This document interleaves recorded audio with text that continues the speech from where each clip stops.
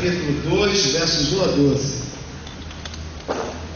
Se você está perto de alguém que não tem um texto bíblico, a gente, como já sempre solicita, nós vamos emprestar esse texto para que ele possa acompanhar e conferir aquilo que a palavra de Deus está falando a todos nós. Evangelho de João, capítulo 2, versos 1 a 12. Assim diz a palavra de Deus. 3 dias depois, houve um casamento em Caná da Galileia, achando-se ali a mãe de Jesus. Jesus também foi convidado com os seus discípulos para o casamento. Tendo acabado o vinho, a mãe de Jesus lhe disse: eles não têm mais vinho. Mas Jesus lhe disse: mulher, que tenho eu contigo? Ainda não é chegada a minha hora.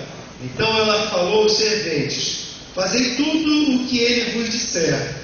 Estavam ali 6 talhas de pedras que os judeus usavam para as purificações, e cada uma levava 2 ou 3 metredas. Jesus lhes disse: enchei de água as talhas, e eles as encheram totalmente. Então lhes determinou: tirai agora e levai ao mestre de sala. Eles assim fizeram. Tendo o mestre de sala provado a água transformada em vinho, não sabendo de onde viera, se bem que o sabiam os serventes que haviam tirado a água, chamou o noivo. Ele disse: todos costumam pôr primeiro o bom vinho, e quando já beberam fartamente, servem o inferior. Tu, porém, guardaste o bom vinho até agora. Com este, deu Jesus princípio aos seus sinais em Caná da Galileia e manifestou a sua glória, e os seus discípulos creram nele. Depois disto, desceu ele para Cafarnaum com sua mãe, seus irmãos, seus discípulos, e ficaram ali não muitos dias. Que Deus abençoe essa palavra no coração de cada um de nós, amém?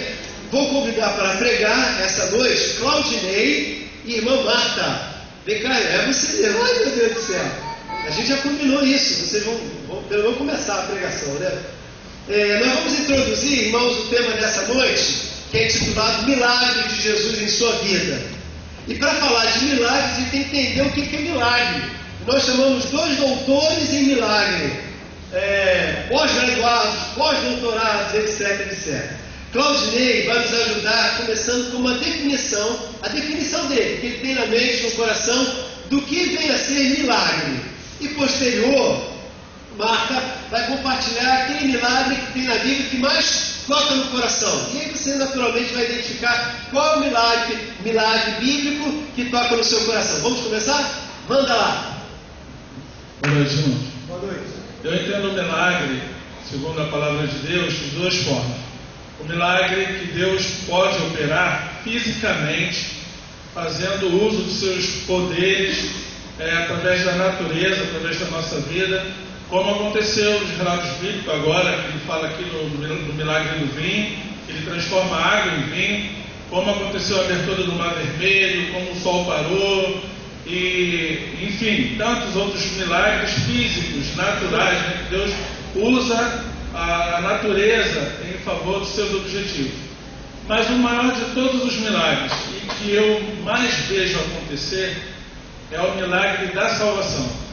É o milagre que transforma aquele homem pecador, aquele homem que está enterrado na lama, aquele homem que está condenado à morte, numa pessoa remida, numa nova criatura, numa mente transformada por Cristo, num coração novo, uma nova criatura. Esse é o milagre que eu vejo acontecer todos os dias, quando eu testemunho que uma alma se rende aos pés de Cristo, e ela é transformada, ela é modificada pela ação do Espírito Santo de Deus.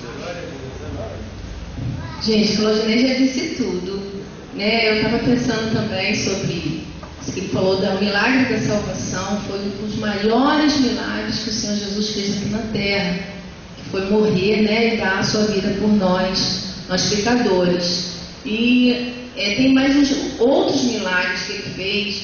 Milagre da multiplicação dos pães, né? Multiplicação dos peixes. E a gente vê isso na nossa vida, na nossa casa, porque às vezes tem pouco, mas esse pouco que nós temos, nós damos glórias a Deus e nunca falta. Nós, como servos de Deus, Nós vivenciamos isso na nossa vida todos os dias. Eu, pelo menos, eu vivo isso na minha vida todo dia. Às vezes a gente fica pensando, o que vai ser amanhã? O que a gente vai comer amanhã? Né?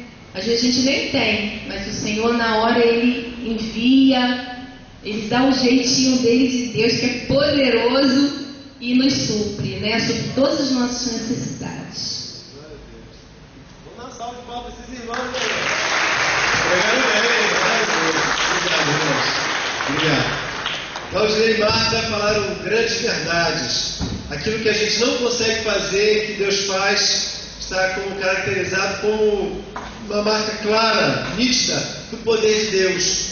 A gente está diante de um texto, irmãos, que está mencionando exatamente um desses episódios do milagre. Não sei se você entendeu a leitura, mas nós conhecemos bem a passagem. Talvez algum amigo visitante, talvez não tenha tanto domínio do texto, mas ficará claro para você também. É uma festa, é um casamento, é uma celebração. A aldeia está reunida para um evento do ano, provavelmente. Certamente, dois jovens, um rapaz e uma moça, criados ali, nascidos ali, se reúnem para se casar e é o fato do ano. Eles se reúnem, convidam muita gente, inclusive a família de Jesus, e vem também os discípulos. Eu não sei se vocês foram convidados também, de repente não penetrem, né? Mas estavam lá, todo mundo lá com o seu convitezinho para entrar, o camarada lá de terno preto recebeu, eles permitiram entrar, entraram para a festa, e no auge da festa, é mais ou menos assim, olha, digamos que na nossa cultura, está tudo correndo bem, mas na hora da recepção, por exemplo, não tem bolo. Não é, na nossa cultura não fica um buraco.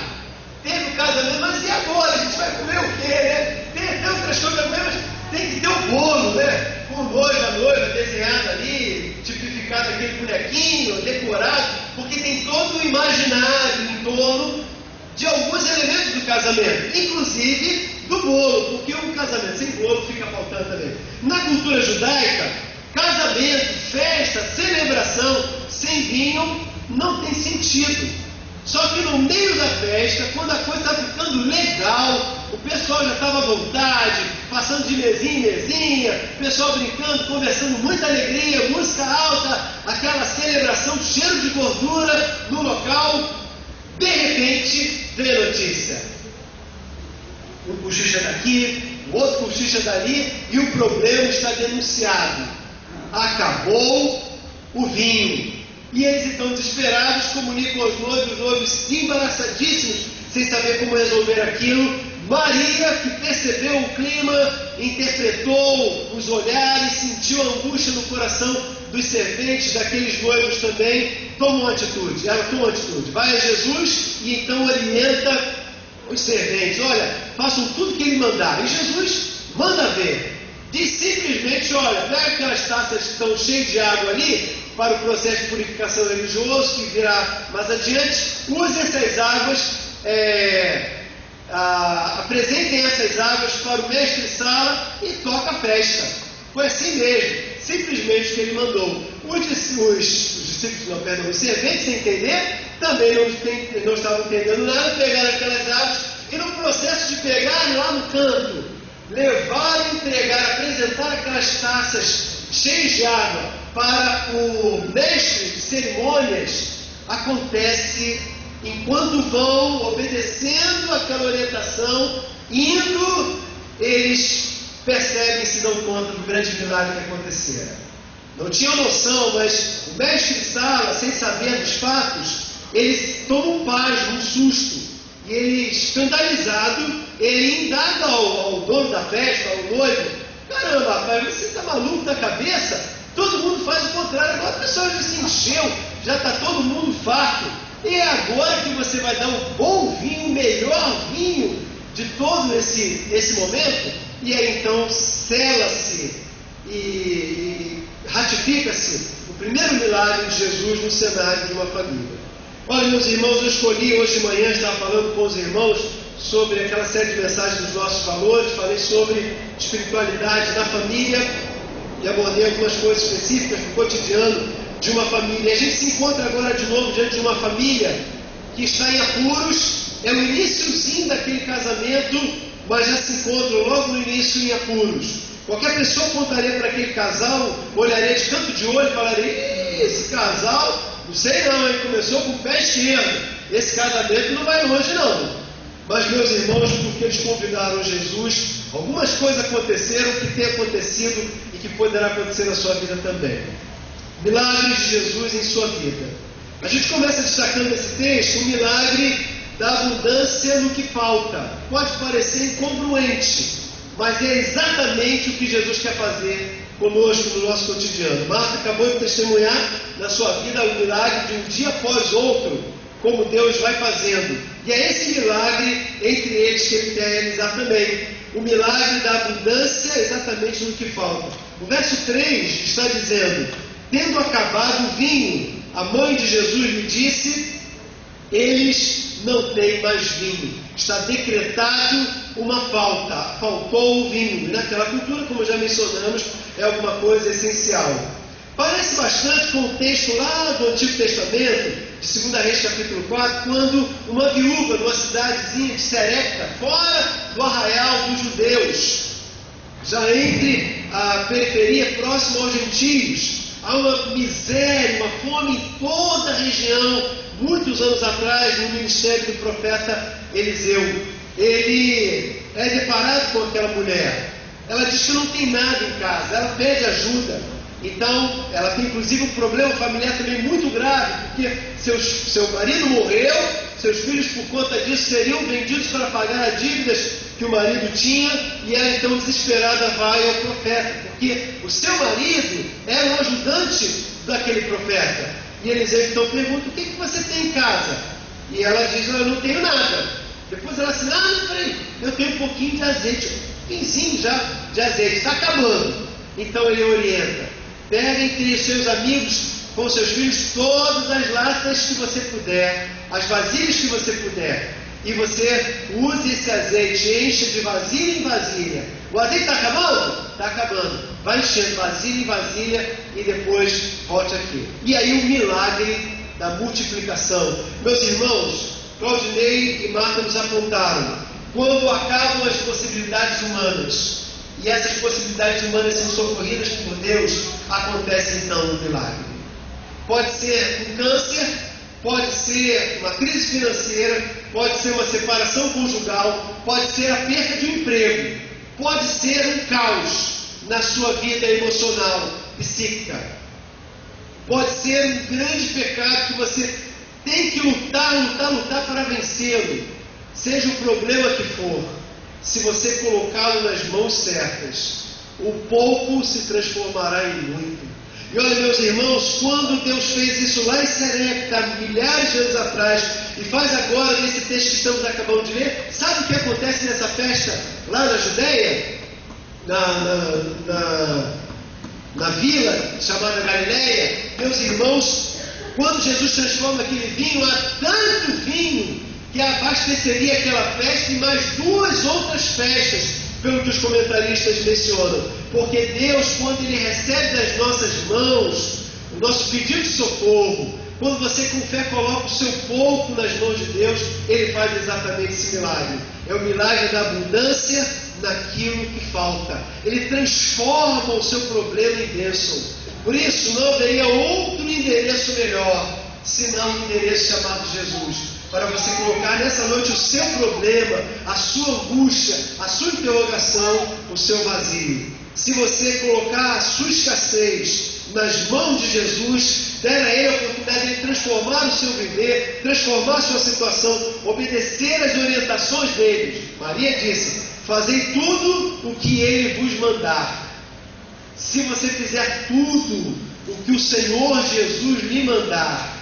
E aonde está tudo o que o Senhor Jesus lhe manda?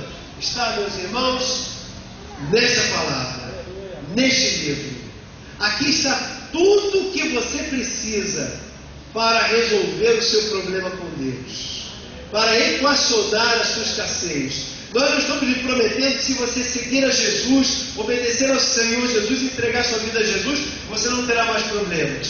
Mas nós estamos lhe dizendo, autorizados pela palavra dele, que se você confiar nele, se você confiar nele, a sua escassez se transformará em abundância também. Poderá ser que não seja a abundância do seu jeito, do seu gosto, do seu tempo, mas Deus transformará isso em resposta, a sua interrogação em resposta. Esse texto nos fala de um outro milagre, não só o milagre da abundância do que falta, mas também o milagre do que vem melhor depois. O milagre do melhor que vem depois. Verso 10, ele nos dá conta exatamente desse contrassenso. Primeiro, da abundância do que falta, e segundo, do melhor que vem depois. Verso 10 está dizendo: ele disse: todos costumam pôr primeiro o bom vinho, e quando já beberam fartamente, servem o inferior. Tu, porém, guardaste o bom vinho até agora. É como se a perplexidade desse mestre de sala, mestre de cerimônias, é como se nós olhássemos, por exemplo, para uma pessoa aposentada. Ele vai caminhando na sua vidinha, ano após anos, 30 e tantos anos. Às vezes, irmãos, por contradições de orientações jurídicas, do Ministério de Trabalho, o pessoal trabalha quase 40 anos e não aguenta mais, está doido para chegar à sua aposentadoria. Quando ele imagina assim, um bagaço, já sem muita coisa a produzir. E esse homem olha como sendo motivado por Deus, tendo expectativa do melhor vindo nesses próximos futuros anos. É como se nós olhássemos uma pessoa de idade bastante avançada, imaginássemos que essa pessoa já não tem mais o que esperar, o que sonhar na vida. Vai conversar com uma pessoa como Júlio, com seus quase 83 anos de vida, vivendo esse seu momento, sua velhice com Jesus. Esse homem está cheio de seiva, cheio de sonhos ainda. É como se, por exemplo, olhássemos para uma pessoa que teve que de uma hora para outra perder sua perna. Nós temos casos aqui na nossa igreja. Nosso diácono, deu branco agora, Fidelis, nosso irmão Fidelis. Eu fui visitá-lo no hospital por algumas vezes. Na minha última visita foi na hora que ele estava voltando, minutos depois de ele voltar da sala de operação. Ele estava ainda meio grogue, mas quando ele me olhou, ele abriu os olhos, me viu, me identificou e rolou lágrimas dos olhos dele. E ele falou assim: pastor, eu perdi a minha perna. Estava triste, abatido. E irmãos, cá para nós, quem de nós não ficaria também? Primeira visita que fiz com alguns dos nossos diáconos na casa dele, encontrei esse homem esperançoso, sorridente, confiante. E ele, primeira coisa que ele disse: pastor, eu estou vivo. Glória a Deus! Porque eu posso perder uma perna, um braço, um emprego, um casamento, a saúde, um pulmão. Meus irmãos, eu posso perder muitas coisas. Mas se Jesus vier nessa hora, o que vem será muito melhor. O que vem será melhor. Vamos pensar no extremo. Qual seria o extremo de tudo que nós citamos? A morte. A morte. Eu posso chegar na morte, mas quem tem Jesus no coração, e Ele está no centro da sua vontade, no âmago do seu projeto de vida, quem experimenta a morte tem também esse milagre, o melhor que vem depois. Porque depois da morte vem o que, irmão? Não vem a tumba, vem a nova vida. Para a glória do Senhor, vivemos na presença do Senhor para todo sempre. Morar com o Senhor, viver com o Senhor será a melhor das nossas experiências. Por isso, irmãos, se eu tenho Jesus no meu barco, no meu casamento, na minha vida, esse milagre também acontece. Não só o milagre da abundância, daquilo que falta, mas também o milagre que vem depois. Talvez essa palavra possa ser um alento e acalentar o coração de alguma pessoa que está com medo de perder alguma coisa muito importante na sua vida. Como eu citei, algumas coisas são muito custosas por nós. No último batismo, deu branco de novo. Nosso irmão que se batizou, eu não estou achando ele aqui. Deixa eu ver, acho que o Adailton. Ele sempre naquele cantinho ali, ó. Ele está com a gente aqui hoje não. O Adailton, de manhã, testemunhou na profissão de fé dele, convidando que as pessoas fossem a Jesus pelo amor, porque na experiência dele, ele teve que vir a Jesus pela dor. E ele veio perdendo os 2 filhos. Meus irmãos, eu não sei como deve ser, não consigo quantificar, dimensionar o volume de dor que é perder um filho. Eu tenho meus 2 garotos, e perder um filho deve ser muito difícil. Aquele homem, irmãos, encontrou Jesus depois da dor. E olha, Deus ele vai trabalhar de todas as maneiras para que todas as experiências da sua vida contribuam para que você o encontre. Mas não venha pela dor, venha pelo amor de Jesus. Porque Ele está prometendo a você, se a sua escassez é o seu problema, Ele vai dar abundância na sua escassez. Se você está prestes ou perdeu alguma coisa, Ele quer transformar o que vem depois muito melhor do que o que você tem agora no seu presente. E o terceiro e último milagre que Ele nos cita, nos incentiva, nos desafia a crer e a colocar no coração é a expectativa desse milagre. A fé que nasce no meio da incredulidade. O texto termina dizendo, no verso 11, dizendo assim: com este deu Jesus princípio aos seus sinais em Caná da Galileia. Mas o texto não para aqui, diz assim: manifestando a sua glória, e os seus discípulos creram nele. Quando ele manifestou a sua glória, através daquele milagre, daquele sinal todo poderoso, eles viram que estava diante de um que não era meramente um mestre, um orientador, um bom homem, um sábio homem, mas estavam diante do Filho de Deus. Quando eles viram a glória de Deus na vida daquele homem, diz o texto, os seus discípulos creram nele. Que incrível, irmãos! Eles já eram discípulos, mas não criam profundamente nele. Por isso nós podemos afirmar que podemos até andar com Jesus, perseguir Jesus, nos vestir com roupa gospel, participar de evento gospel, ouvir música gospel, consumir produto gospel, andar com gospel, cuspir gosmento, do jeito que for. Eu posso ser um gospel, mas eu não ser um crente em Jesus. Quando eles viram a glória de Deus, porque viram isso revelado em Jesus, eles passaram a crer. E eu acho, irmãos, que aqui está, como Claudinei citou, o maior de todos os milagres. Todo homem, ele não só, ele ultrapassa a barreira, o limite de uma religiosidade, mas ele, contemplando a glória de Deus em Jesus, ele se entrega, corpo e alma, para esse Jesus. Meus irmãos, eu não canso de compartilhar o dia em que eu aceitei Jesus no meu coração. Eu era aparentemente um bom religioso, apesar de ter um grande desejo de criar coragem para experimentar as coisas do mundo, que eu não tinha coragem. Irmãos, nem para isso eu prestava, né? Que coisa, que cidadãozinho aos 17 anos imprestável. Eu subi naquela ponte em Bangu, ali na 1º de maio, esperando o trem para dar fim na minha vida.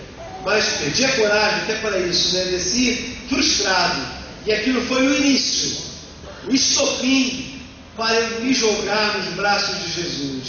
Era uma quinta-feira, no domingo à tarde. Eu estava lá na praia de Marambaia, na comunidade S8, com os meus joelhos dobrados, chorando como uma criança, como nunca tinha feito, clamando misericórdia, misericórdia, misericórdia. Enquanto a igreja cantava o Salmo 18 ou 116, conforme suas versões: amo ao Senhor, porque Ele ouviu minha voz, cordas da morte me cercavam, angústia do inferno se apoderaram de mim. Então eu clamei dizendo: ó Senhor, livra minha alma. O estribilho diz: piedoso, justo é o Senhor. E segue lá aquela canção, aquele salmo tão belo, o Salmo 116 e o Salmo 18 também. Meus irmãos, eu fiz daquela canção a minha oração, porque pela primeira vez, como religioso, eu vi que eu era também um pecador, e que eu ia voltar para aquela ponte mais cedo ou mais tarde, mas eu tinha ali uma chance, eu me agarrei com aquela chance. Meus irmãos, quando esses discípulos que estão andando atrás de Jesus, estão acreditando nele, eram crédulos, eles acreditavam, eles viam que tinha alguma coisa nele. Milhares de brasileiros estão seguindo a Jesus através de um crucifixo, através de uma lenda, através de tantas coisas. Mas o que eles precisam, irmãos, é encontrar a glória salvadora de Jesus. O Fagner, permita-me citar, Fagner, e o Felipe, nesse fim de semana foram com um grupo a evangelizar, iam fazer um trabalho, acabaram fazendo outro, né? Foram ali para a estação de Tancredo Neves, foram evangelizar ali na Cracolândia, aqui das nossas proximidades. E quando começaram a falar o evangelho, encontraram muitos crentes, ou melhor, ex-crentes, pessoas que um dia andaram com Jesus, filhos de pastores, de diáconos, ex-conselheiros, ex-líderes. Encontraram um homem que, o cara pinta boa, assim, um cara de trabalhador, conversando com ele, o cara disse: não, eu sou trabalhador, não estou nessa situação não, eu vim só buscar um bagulhinho, mas eu tenho, daqui a pouco eu vou para casa, minha mulher não sabe que está me esperando, eu tenho 2 filhinhos, coisa e tal, carteira de trabalho aqui, ó, eu não sou igual a eles não, mas estava lá buscando crack para alimentar a sua alma. Meus irmãos, quantos em volta, milhares, estão desesperados porque falta o material, não sabem que eles podem encontrar no meio da sua escassez a abundância que Jesus pode lhes dar. Estão desesperados porque estão pensando que estão diante de um laudo médico que vai vir morrer, que poderá estar estigmatizado a ser um desempregado amanhã, por conta de uma doença que poderá chegar, por conta de um desastre que poderá acontecer, acreditando que o amanhã será horrível, quando Jesus está nos prometendo nessa noite que Ele vai transformar o que vem depois muito melhor. Muito melhor. Irmão, vamos só pensar no que vai ser o céu para nós. Vai ser muito melhor. Muito melhor. Por isso, irmãos, o grande milagre, depois da incredulidade, vai vir a fé. Se nessa noite você buscá-lo assim com fome de Deus, da tua incredulidade nascerá a esperança da fé. Feche seus olhos agora comigo, por favor. Tudo aquilo começou porque ele estava entre os convidados daquela noite, daquele casamento. E eu quero lhe incentivar que você também convide Jesus para estar na sua hora de glória, aí no seu segredo, amigo, no seu pecado, que o Espírito Santo de Deus está lhe apontando agora. Você pensa que ninguém está vendo, mas Ele está vendo. Ele não está perguntando se você é católico, espírita, evangélico. Sabe, Deus não se impressiona com o nosso rótulo religioso. Porque, como foi falado aqui, havia pessoas ali naquele encontro que seguiam Jesus, mas não criam nele. Você precisa experimentar o milagre de se libertar da incredulidade. Talvez você goste de Jesus, mas você ainda não entregou sua vida a Jesus. Derrame-se nele, creia nele, ame a Ele, renda-se a Ele, fique apaixonado por Ele. Deixe o amor de Jesus tomar conta do teu coração e você vai ver uma nova vida brotar no seu coração. Perdão para os seus pecados, um cheiro de novo, de um avivamento dos céus na sua alma, libertação do pecado, uma nova vida com Jesus. Se você é essa pessoa aqui entre nós, com os olhos fechados, como que olhando para dentro da sua alma, fale assim com Deus, fale com seus lábios também, confesse com seus lábios, diga: Senhor Jesus, eu reconheço que os meus pecados me separam de Ti, mas nessa noite eu creio no Teu Filho Jesus, e eu o recebo gostoso no meu coração. Eu dou a minha vida para que Ele viva dentro de mim e que Ele me oriente, me guie, me conduza. Eu não sei o que farei pela frente, mas uma coisa eu sei: eu quero que a minha vida daqui para frente seja de Jesus. Eu falo isso de tanta verdade, Senhor, que eu me entrego a Ti. Eu oro assim, em nome de Jesus. Estamos com os olhos fechados. Eu quero perguntar: você nessa noite orou assim, entregou sua vida a Jesus? Faz o sinal, levante bem a sua mão. Eu vou orar por você. Levante bem a sua mão. Eu quero orar por sua vida. Alguém nessa noite entregou sua vida a Jesus? Orou? Eu quero orar nessa noite dizendo assim: É de verdade, querido? Se for de verdade, faça mesmo. Nessa noite você quer entregar sua vida a Jesus, é com você que Deus está falando. É exatamente com você. Por isso esse é o seu convite. Convite para que você entregue a sua vida a Jesus, experimente da graça e do poder dele na sua vida. E é o último convite que eu lhe faço. Nesta noite, você recebe a Jesus como seu Senhor e Salvador. Levante bem alto a sua mão, eu vou te ver e vou orar por você. Onde está você? Graças a Deus. Senhor, nós agradecemos pela Tua palavra. Nós nos rendemos a Ti, Senhor, e declaramos que confiamos em Ti. A Tua palavra, ela própria se intitula como uma boa semente, que se encontrar no coração fértil, multiplicará 1 por 100, dará totalidade potencial. Por isso, Senhor, agora frutifica a Tua palavra no coração dessas pessoas, pois nós pedimos isso e oramos em nome e para a glória de Jesus. Amém, Senhor. Amém. Irmão,